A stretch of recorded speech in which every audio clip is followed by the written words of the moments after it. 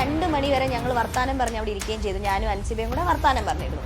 അത് കഴിഞ്ഞ് 3 മണിയായപ്പോൾ ഞാൻ എൻ്റെ റൂമിൽ പോയി കുളിച്ച് ഫ്രഷായി എൻ്റെ പെട്ടിയൊക്കെ എടുത്ത് പോകുമ്പോൾ താഴെ ഞാൻ വണ്ടി കയറാൻ നേരത്ത് ഒരാളിനെ ഞാൻ കണ്ടു. ബെല്ലടിക്കുന്നു, അൻസിബയെ വിളിക്കുന്നു, അൻസിബ ഫോൺ എടുക്കുന്നില്ല, ബെല്ലടിച്ചിട്ടൊന്നും തുറക്കുന്നില്ല. 4 മണിക്ക് റൂമിൽ ആൾ വന്നിരിക്കുന്നതാണ്, തുറന്നിട്ടില്ല. അപ്പോൾ ജനിച്ചു വന്ന കുഞ്ഞിൻ്റെ നിഷ്കളങ്കതയോടെ അൻസിബ മാഡം വന്നിട്ട് വാതിൽ തുറന്നു. ഇങ്ങനെ നോക്കുമ്പോഴത്തേന് ഈ പുള്ളി കട്ടിലയിൽ ഇരിക്കുക, ഈ മനുഷ്യൻ കട്ടിലയിൽ ഇരിക്കുന്നു, എഴുന്നേറ്റിരിക്കുന്നു. അപ്പോൾ ഇതാരാണെന്ന് ചോദിച്ചു. അയ്യോ, ഇതെൻ്റെ ബ്രദറാണ് എന്ന് പറഞ്ഞു. ആങ്ങളെ എങ്ങനെയാണ് മുഖം മറച്ചൊരു പെങ്ങളുടെ റൂമിൽ വരുന്നത്? മാത്രമല്ല ഇത്രയും വലിയൊരു പെങ്ങളുടെ കൂടെ ആങ്ങളെ താമസിക്കില്ലല്ലോ. ബ്രദറിന്റെ ആധാർ കാർഡ് തരാൻ പറഞ്ഞു.